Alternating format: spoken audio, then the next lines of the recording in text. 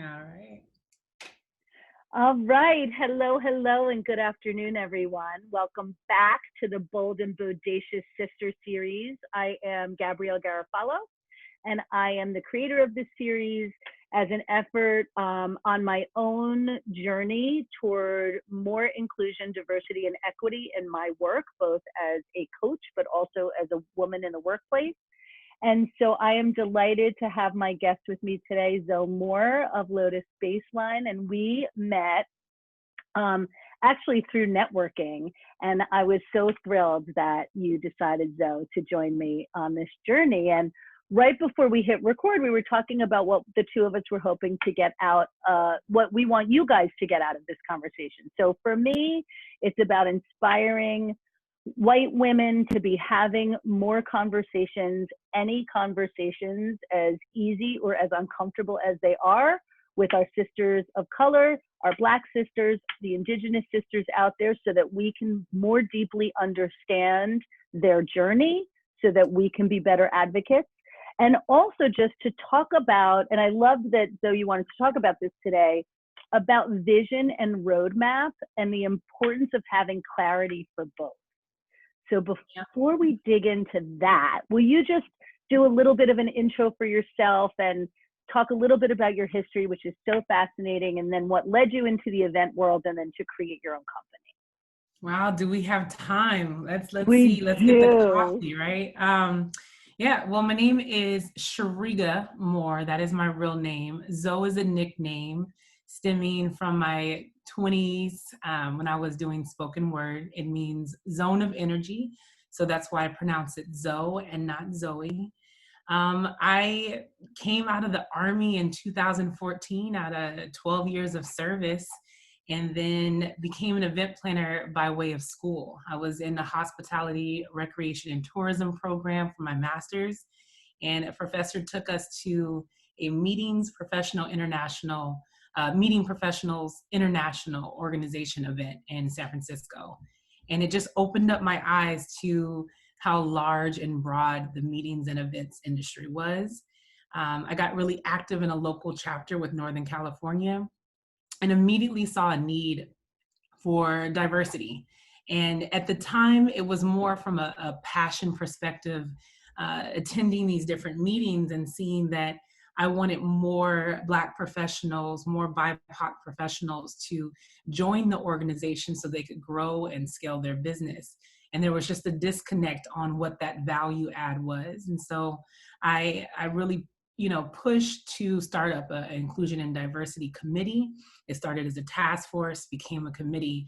I got really involved in the work and realized that I needed more training. So I got certified as a certified diversity practitioner, and I had some experience from the military. The military is not all about combat arms, even though I did serve 2 tours in Iraq. I was also an equal opportunity representative.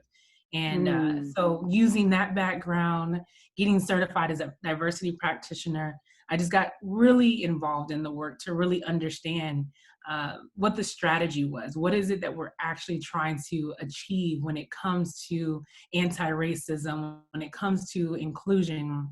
What do the individual words mean? What are we trying to achieve when we say equality and equity? And so that certification with the National Diversity Council really steered me on this direction.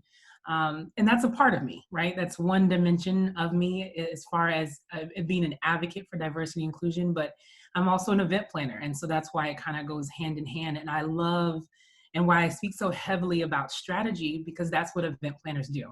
Every event, every client is about manifesting the vision that a client has and understanding the steps to get there and the responsible parties that are needed to achieve that goal, which is the event. And so I mash up the two, my passion for diversity, equity, and inclusion, along with event planning, and really look back at a macro level and say, let's be strategic about what we're trying to achieve. Let's be very clear about what our goals are, what those key results look like, and let's lay it out. And it may not be perfect, but let's establish a roadmap. So that's a little bit about me and my company that you mentioned, Lotus Baseline. It's actually, Lotus Baseline Alliance is the full title. For short, I call it LB Alliance. Started back in 2016 as an event resource group. And what that meant was to really be that bridge again for Black professionals in the meetings and events and tourism industry and connect them to resources in the broader commercial, more corporate industry. I did end up dissolving that as an entity in California at the beginning of the year, and then Mm-hmm. went more focused on me and being the CEO of Zoe, so that's kind of where I am now with speaking and writing and consulting, but the vision and the mission or the passion is always going to be there to be an advocate. So they're all intertwined. That's awesome. And again, I know I've said this to you privately, but publicly, thank you for your service to our country Yeah, that has done far less for you than you have done for us. So, ugh, yeah, I'm curious, and I feel so lucky that you are an expert in this space, because as a white woman, right, and certainly now self-identifying as a white woman of privilege, how do you think, like, everyday people, right? We're not, and for people who don't know this, I also have an event background. I was an event producer for many, many years before I transitioned into life coaching.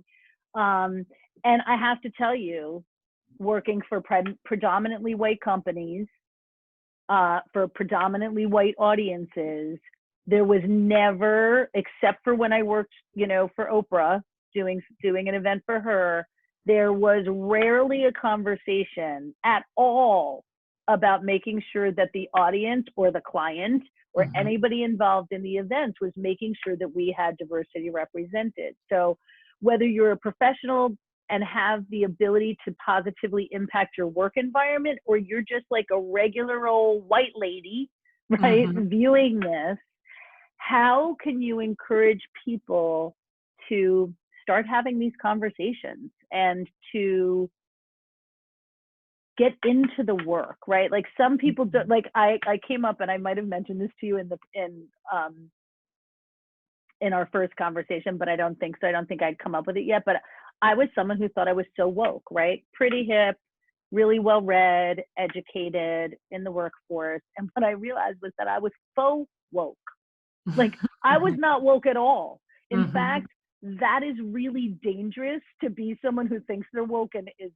And I've really been humbled by that discovery, which was also the impetus to sort of have these conversations and be very real about, how do we even start the conversation? I'm bold enough that I'll just create a series and like produce it and put it up to the world to see. But there are so many people who are just afraid to even start a conversation. So can you answer that question from like a layman point of view? How does anybody start the work? And then as event professionals, what say you about how they make sure that they are having these conversations? Even in the time of COVID, when things are virtual, we're all going to get back to like live events someday. So how do we do better?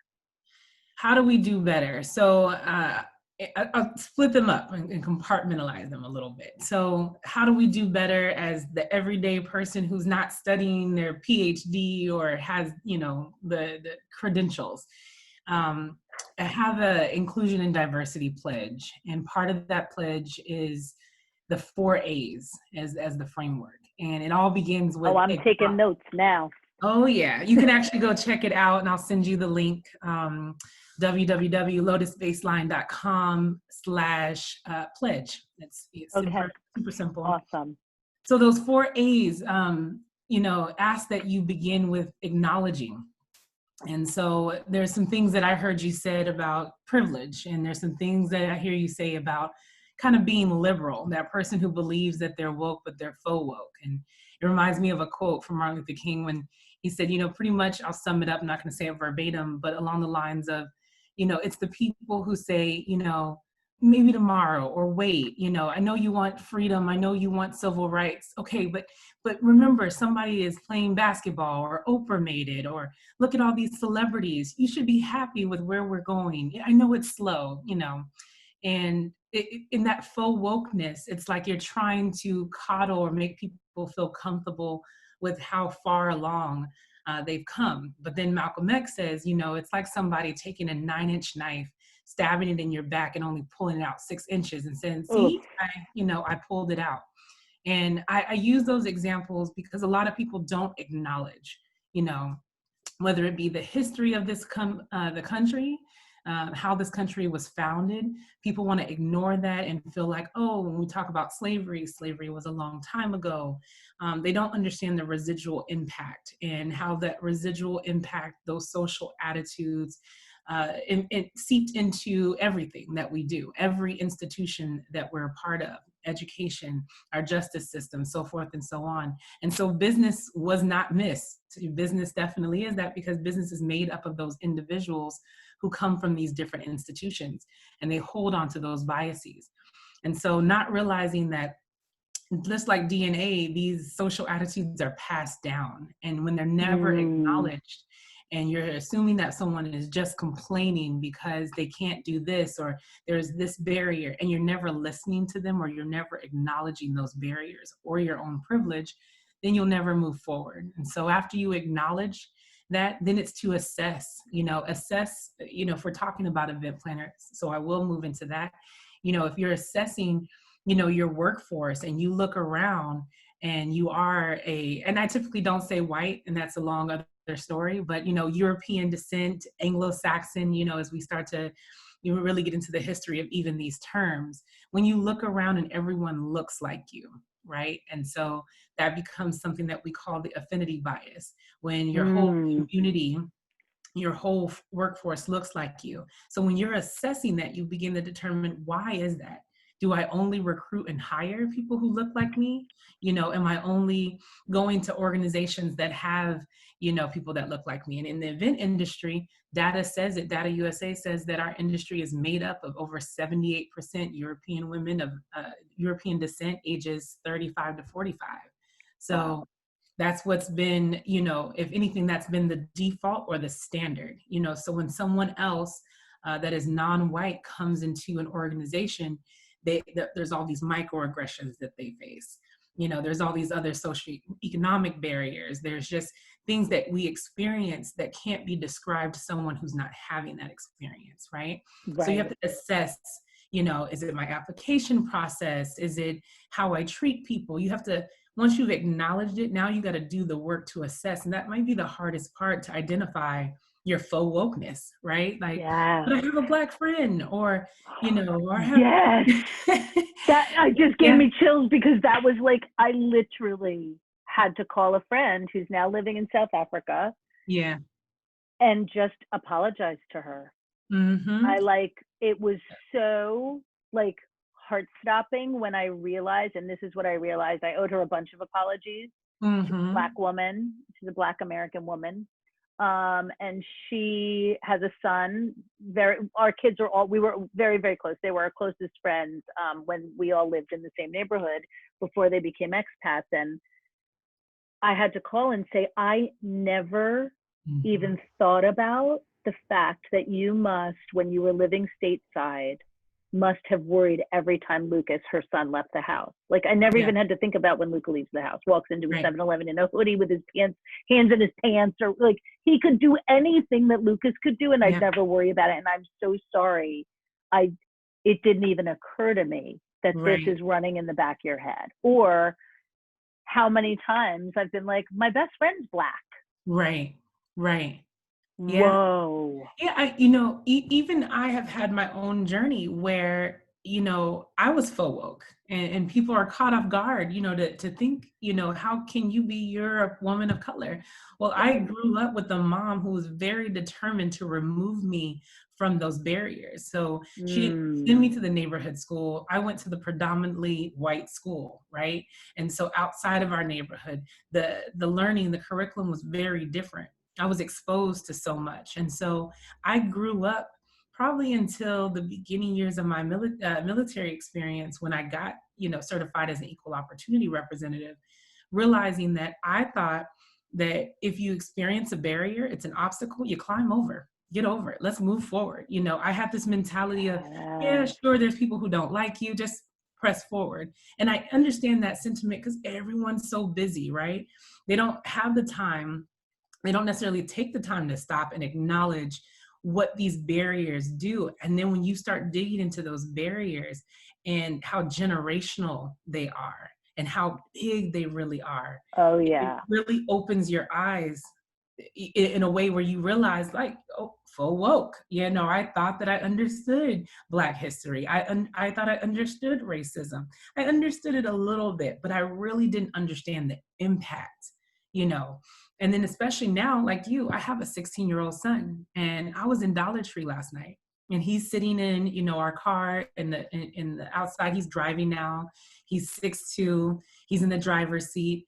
And I find myself rushing to get everything I need out of Dollar Tree because I'm thinking, what if a cop pulls up and wants to know what this 16-year-old Black male is doing in a BMW? And I'm like, man, if we had like a beater, maybe he wouldn't get bothered. But because he's in, a nice, oh, I'm thinking all these thoughts.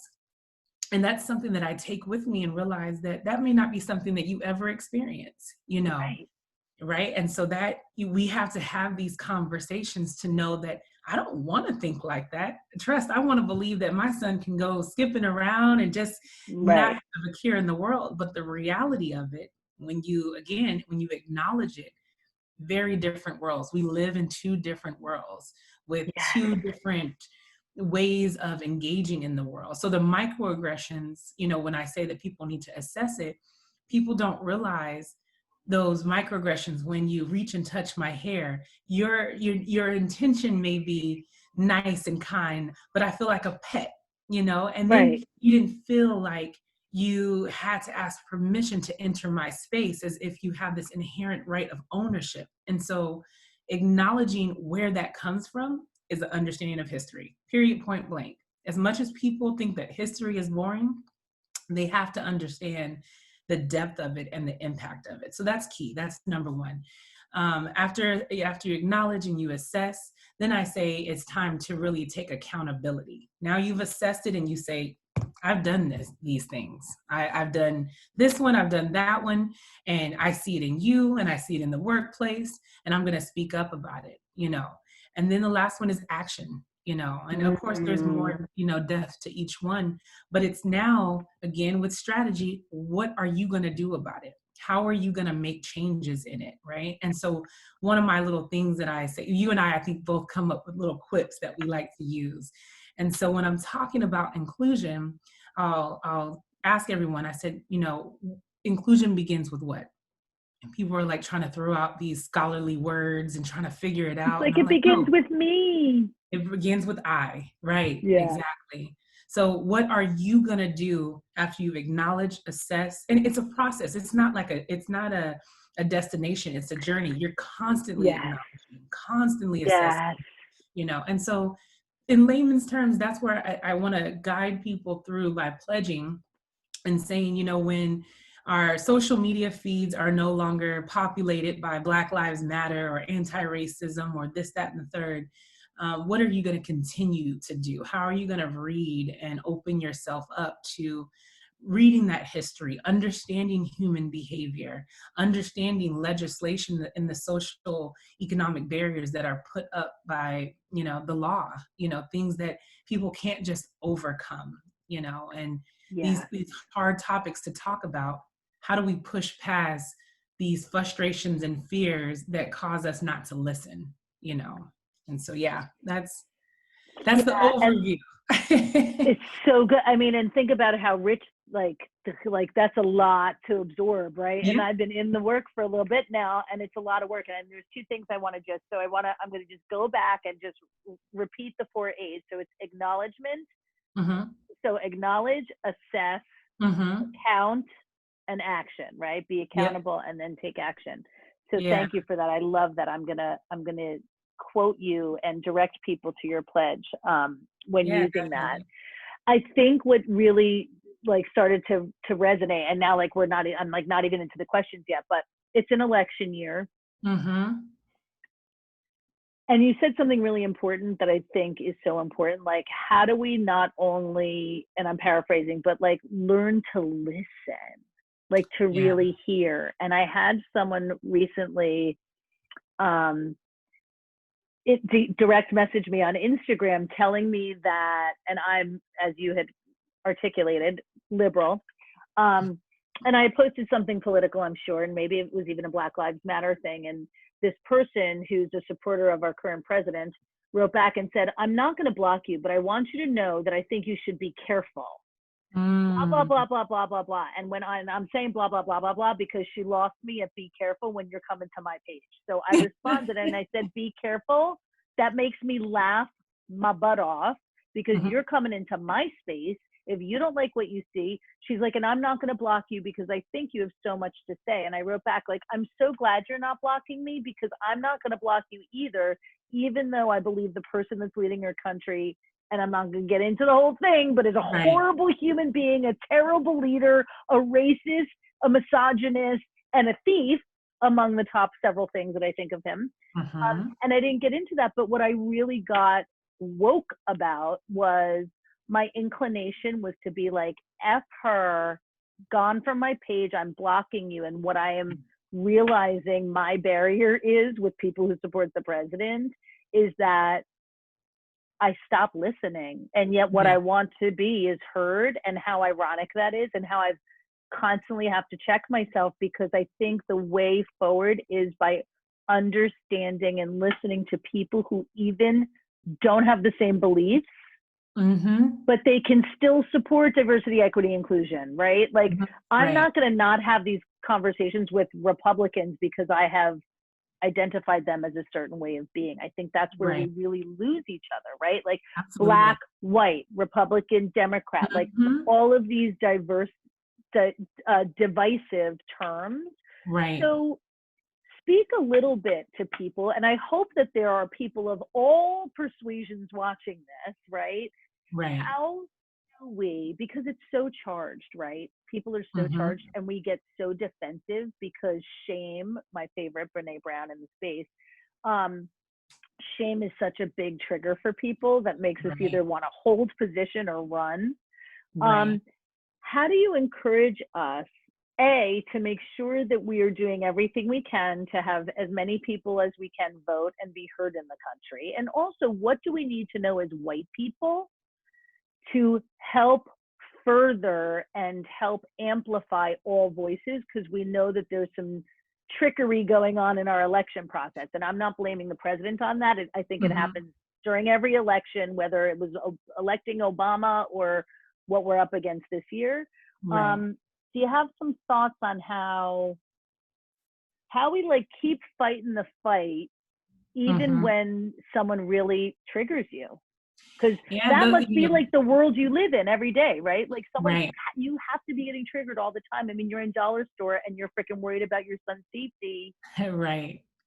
in the Yeah, car that you worked your butt off to earn and buy. right. And like now he's in the wrong place in the wrong car because of his skin color. Like that, this stuff like continues It's to just heavy, right? Yeah. rock. Yeah, it makes me so angry and so sad. Part of that framework that I always go back to, the four A's, and also, as you're mentioning, effective communication. And one of the things, when you're learning this, really learning and educating yourself, you begin to kind of pull back on how much you engage emotionally with people's, Mm, comments and stuff that they make, because you can then identify that they're leading with their emotion. They haven't read what you posted, they haven't pondered on it, they haven't even acknowledged their own biases, they're not willing to challenge theirs, they're just willing to see one thing, and roll with that and get all angry. And I try not to engage in those conversations leading with my emotions. Instead, if the person is willing to have a real conversation where they're listening and I'm listening, let's talk about it point by point, because people will do word vomit. They'll say a lot of different things. And then it's like, what part of it do you want me to address? Because you've said a lot of different things in a lot of different ways. And if we're going to talk about a statement, is the president this, like the current thing in the news that he's doing, I'm a diversity and inclusion practitioner, right? And so he's banning training at the federal level, and apparently I haven't read about it yet. There's some things he's actually doing in the school system, but he's challenging a book called The Critical Race Theory, right? And so if we're pulling out a topic and saying, is it un-American to teach about racism in this country. And there's two criteria that he pulled out.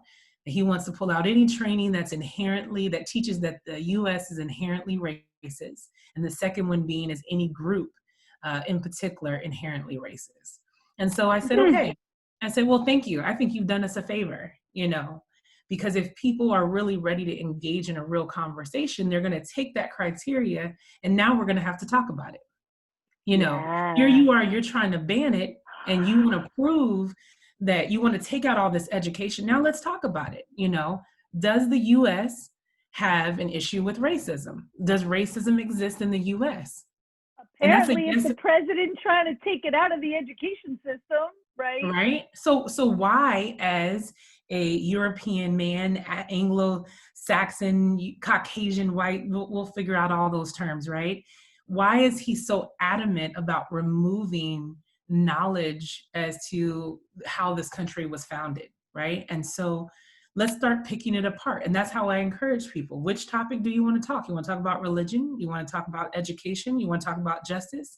Let's pull out some books. Let's pull out history. Let's pull out facts. Because if you argue with your emotion, like people in these monuments that are coming down, people have all this emotion around why they shouldn't be pulled down.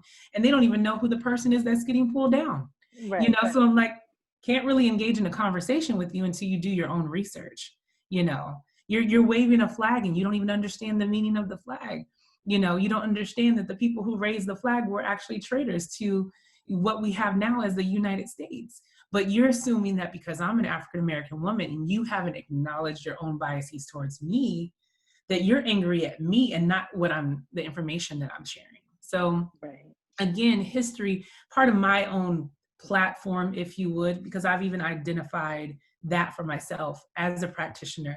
I like to talk about history, human behavior, and legislation. And as I dig into each, when somebody made a comment and they were trying to rile me up about, the president has done this much for the Black community, so forth and so on. And I said, well, do you mind sharing a link or some information about what he's done? They were you could tell they were shocked, like, but don't you have some angry words to spew? No, I'm like, no, I want to see, what you're talking about. And so they mentioned like the Justice 2020, it's a police reform, bill that he put out. So I said, okay, I'm going to go read it.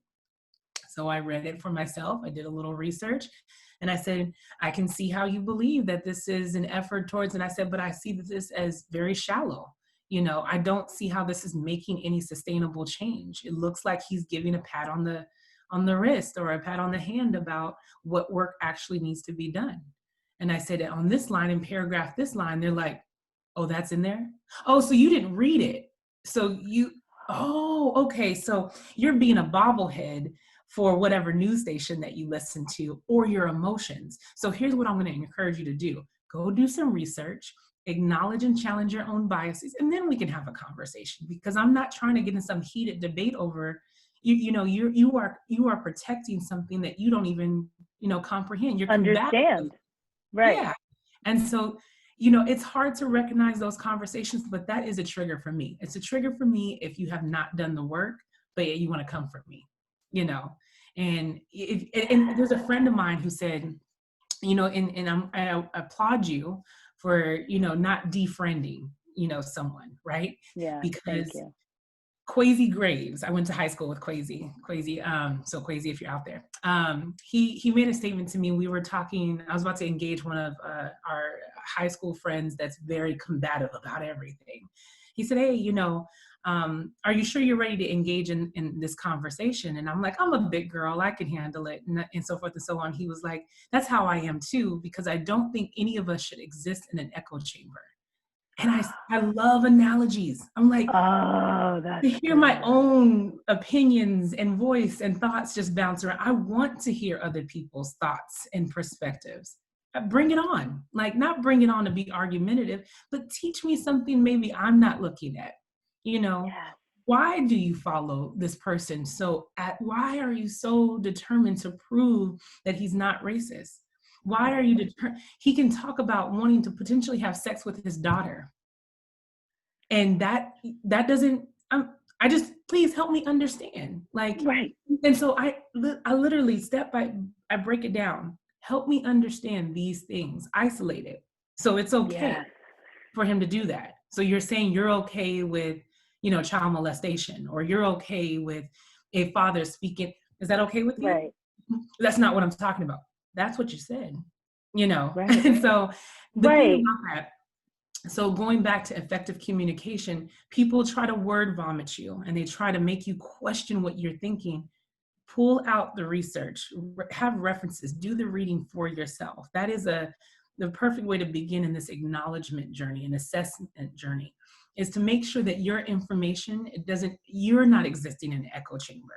Make sure you Yes. some work that helps you understand these different laws, understand the history, understand human behavior, and when you do that, then you can start moving forward in a way. And like I said, it's not a destination, it's something you're doing daily to check yourself. Yeah. I love that you say that. I think in coaching, we say that all the time. Like, you know, once you start like the journey of thought work, like you don't ever finish it, Right, right? Like you just right, don't ever finish it. There is always coaching to be done because your brain will still always have 50 to 70,000 plus thoughts a day, and they're still only wired for fight or flight. So you right, figure out if that's daily work, right? And right. I think as certainly as a white woman, over 50 years old now, have 50 plus years of this faux woke mentality that, Mm-hmm. there's a lot of assessing going on, like on the Yeah, daily, you know, and my commitment to being really uncomfortable with yeah, like what I discover about myself, but also what I'm willing to acknowledge. I think it's right, so important, like we all human beings all really like have a right, high need to look good, especially as American human beings. Like we got to make sure it looks all good, right. especially if we're going to be on social, and it's part of Mm-hmm. why I want to have these really raw, real conversations. And I'm Right. so, again, so excited that you agreed to do this because I think it just gives us all, my takeaway, like big takeaway was, wow, how do I move? I'm such an emotionally charged person generally, right? Like very hurt forward. How do I back that truck up, Right. especially when triggered, so that I can deepen my understanding, even if someone Yeah. else is being combative, right? Like if I leave someone having to go back and read a bill, or if I get, a supporter of the president that's like, wait, he really said that? Like, I love when people say to me, like, I'll call the president out on something, and then they'll be like, he never said that. And I'm like, okay, here's the videotape of him saying that. Right, right. Okay, now what do you have to say about it? Right. Oh, it's fake. It was doctored. Mm.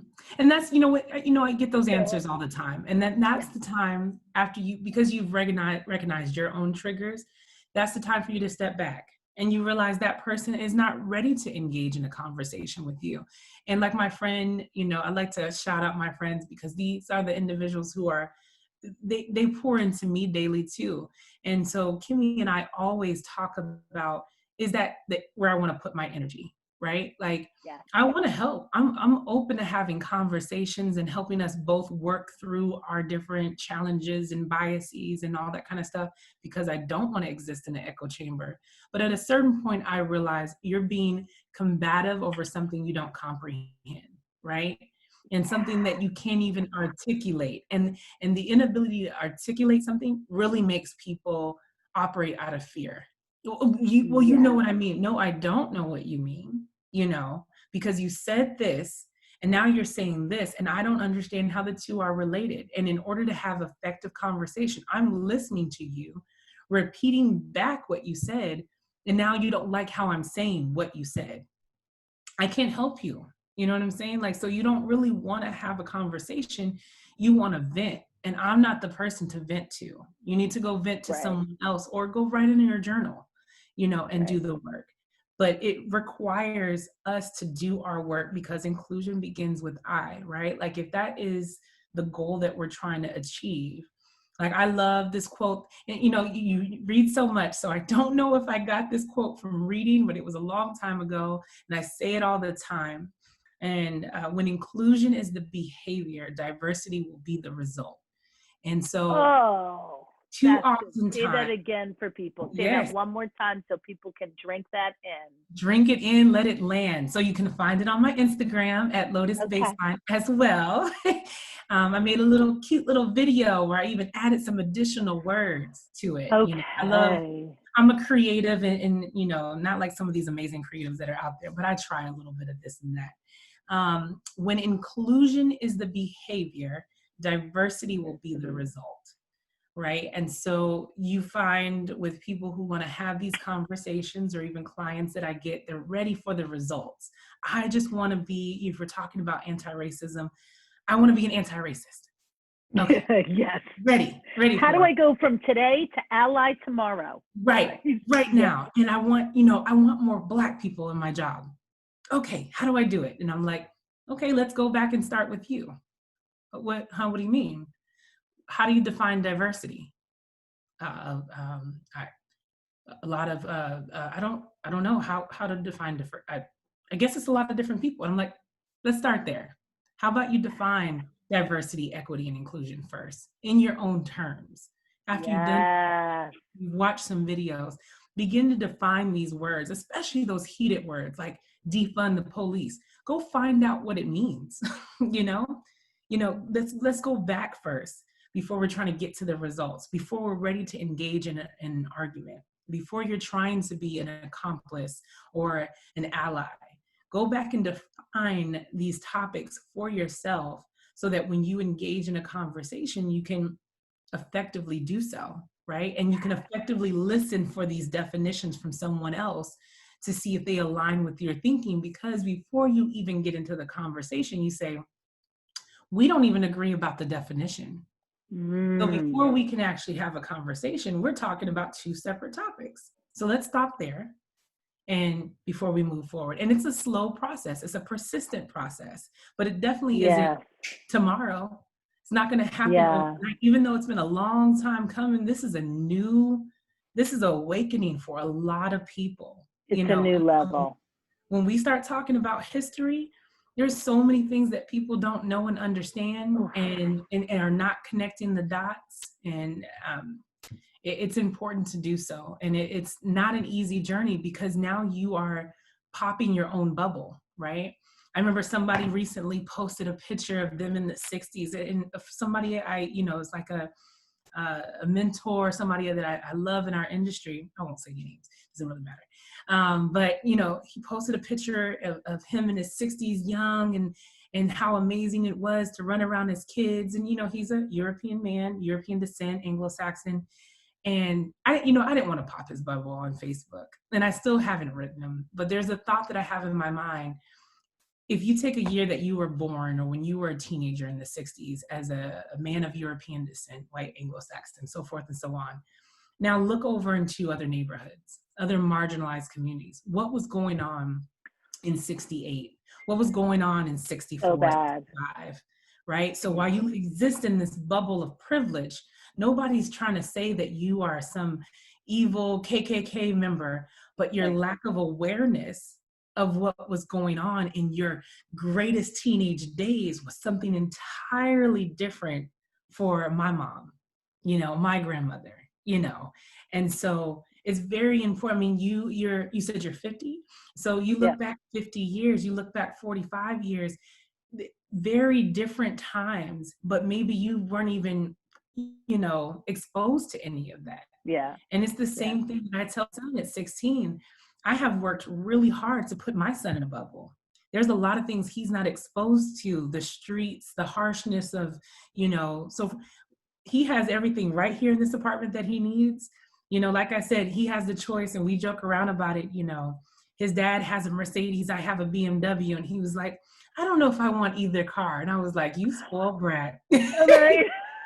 That's called privilege right there, to even have the choice, right, to have a car. But that again is that acknowledgement thing, is that you have this bliss bubble that people live in, and they have no awareness of everything else that's going on and how their words have power, and so it's a journey. I can't say it any other way. And if you use journey as an analogy, we know there are dark parts of your journey. There are high points. There are obstacles that you'll face. There's loose terrain. Keep running with it, because I think analogies really help our brains to really break down the conversation and be so less guarded.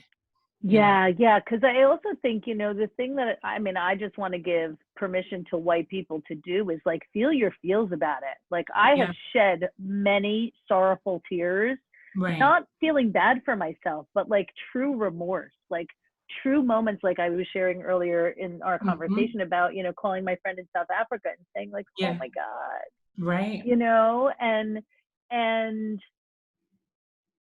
I also want white people to like figure this shit out yourself. Pardon my French, but like, there are so many resources, and like, do not be asking your Black friends. If nobody's told you that, stop asking people what you should be doing. You need a clue, call me and I'll send you to some websites. But like, white people should not be educating Right. other white people on what to do. Here, Right. I'm kind of in the middle about that. There's a lot of conversations that I still have to, I actively work out in my brain. And I like to expand upon that. It's that because some people aren't educated, white, Black, Chinese, Indian, on a particular subject, right? They may not be the right person to call.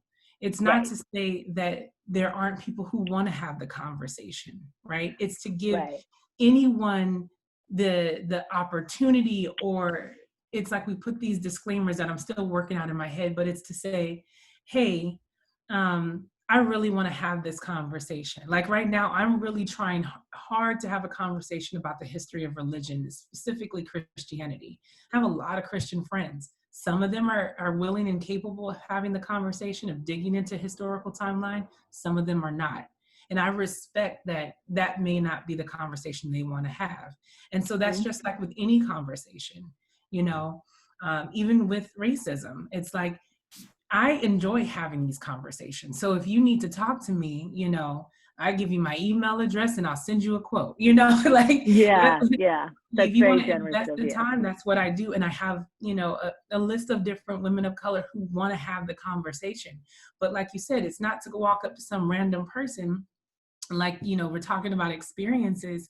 There was this woman, white woman, and she's in the grocery store ahead of my friend Kimmy, and she looks back at Kimmy and you could tell she wants to say something. She's emotional. And then she whispers to the cashier and she was like, I'll pay for her stuff. Like she was so excited to pay for her. And the total of Kimmy's stuff was $14.50. And so Kimmy says, I should have ran and got, why did I do my big grocery shopping today? She was like, at that point, she could have been one of those people that says, oh, I'm going to go in, I'm going to go ham on this woman because she paid for me. How dare she think da da da da da. But she said she knew, she paused for a moment and realized she was trying to do something, and that's what she knew to do at that time. So if we attack each other for the efforts that we're making, it's not a burden. It's not our burden to bear, but I would encourage, women of color, Black women who feel that way, that, to not be engaged by every single woman, just like with every white woman. I would say, I'm not the person to have that conversation with you, but let me find you some resources, or, here's a website, or, maybe I know Gabrielle, And so I would approach it in a way that if we want to heal, attacking each other is not gonna, to work. Oh, there it goes. Is to say that white women out there who want to get educated, I really like that nuance. So thank you so much for that opening. It's like, if you have women of color and Black women or Indigenous women in your circle, and ask permission to go there. Yeah. And then if not, you can reach out to me or Zoe and go check out Zoe's resources. But I think it's being sensitive to the exhaustion that our Black sisters are experiencing right now. Like I have so many friends who are just exhausted, like they ain't got nothing left. Like I had a friend who I kept calling, and I suddenly got like the vibe, like, is that intrusive? Like, checking in. And so I said, is it okay if I keep texting you?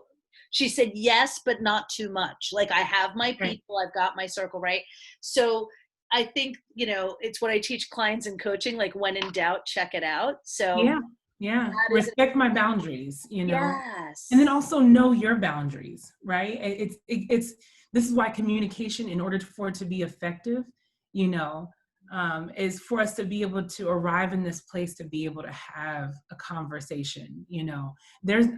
I'm not available every single day to have this conversation. And there's also, I have a certain point when I realize that someone hasn't done the work, I will hit pause and be like, here, you read these 3 articles and then you come back to me. And if you haven't read those 3 articles, I know you're not serious. Or like when somebody hires me for a speaking gig, this is my speaker fee. If you're not ready to invest in that, then you're not ready to make the investment towards making change. Come back to me when you are. So when I know my boundaries, it's not to be, I'm not attacking somebody. I'm not, because people will quickly go back into their comfort zone, into their fragility if, every time they make some kind of effort and that they're told wrong effort, wrong effort, wrong effort, there's some people who just don't know the heck where to start, Right. So we acknowledging that as well. The acknowledgement, the 4 A's is not just for one particular race. It's for everybody in order for us to arrive at this place of balance and peace that we're trying to get to, we've got to acknowledge where we are. We've got to start there because, that anger, I've had that anger, and I have that anger every other day. It's like it's a roller coaster. I have a 16-year-old son who's about to get his license, and I am frightened for his life, And I'm even last night, trigger, and I don't mean to go off on a tangent, but I went off on a tangent with my mom last night because I had just watched a video. My son is in 11th grade, high school, 16, honors U.S. history. And he's watching this video of them rapping about history, right? I have no problem with rap. I love rap. I love rock. I love country. You can do, but the fact is, the historical facts were incorrect. And the way that they were trying to teach history of the French were nice to the natives, the British were mean. And I'm like, this is 11th grade US history, honored. And we're watching a cartoon video. No, unacceptable. Why do you think so many adults now are unable to critically think? Because they aren't ready to sit with the real information. We need to process, like you said in the beginning, these uncomfortable conversations. Yeah. And that's just not it. Yeah. And so I think, we're a little bit over time. So I want to wrap this a little bit, but I guess that makes me want to end with, I was going to say question everything, but I don't want to overstate it. But I think it's critically question the information that you receive, critically question the sources by which you receive your information, and be willing to dig deeper. Yeah. I have an 11th grader, also 16-year-old junior in high school. And now I'm really curious. Now he's not an AP history, but I want to see what's going on in history.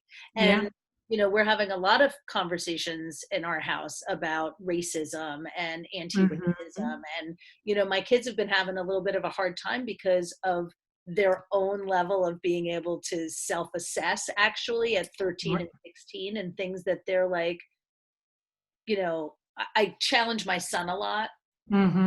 Because he's a little bit older, but I challenge both of them, it's not up to us to decide if something we're saying or thinking is racist, but it is up because we're not we have to check in with our counterparts to find out. Right.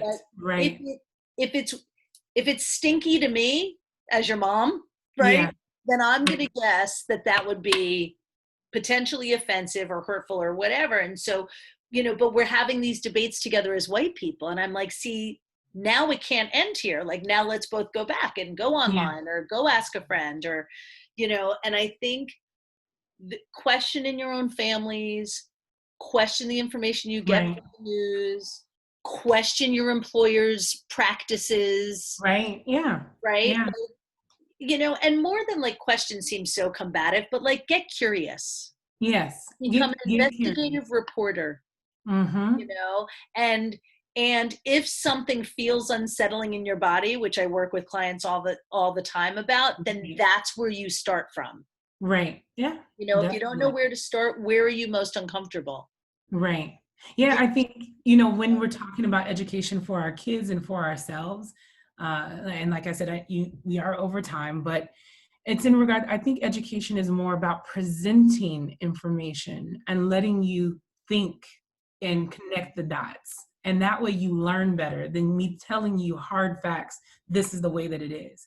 So if I tell you something from a very Eurocentric perspective about how the French and the natives or the indigenous people interacted, now go read, texts from Native Americans themselves. Go read contrast and comparison between the two, and so that's curiosity to make sure, again, you're not hearing information from an echo chamber and you're not existing in one. And so when somebody tells you, like you said, in the workplace, and they tell you, oh, don't work with that company because they're always late, go ask more people, go find out why they're late, go find out what their challenges are. Does it sound like work? Yeah, it may sound like work because you're so used to moving at a quick pace, those results, you're so quick to results, but go find out and dig a little bit deeper to give yourself, your own conclusion. They're late because of this reason, or because they're not professional, or because, that person doesn't even give clear direction. So of course they're always late because they're not even communicating to them properly. Let's do a little discovery more and find out how that person has drawn that conclusion. And if their conclusion is based on biases, you don't want to feed off of those biases. You want to challenge. Oh my gosh. Yeah. I could talk to you for like another 3 hours.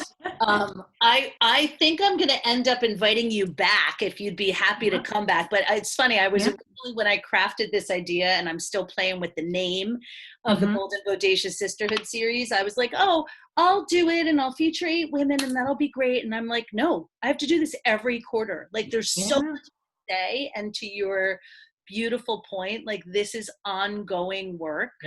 So I would love to have you back again, because I can't wait to uncover more education for myself. I'm so excited for people to see this particular episode, because I think we touched on so many things, like as moms, as worker, as professional women, as event professionals, as human expansion professionals.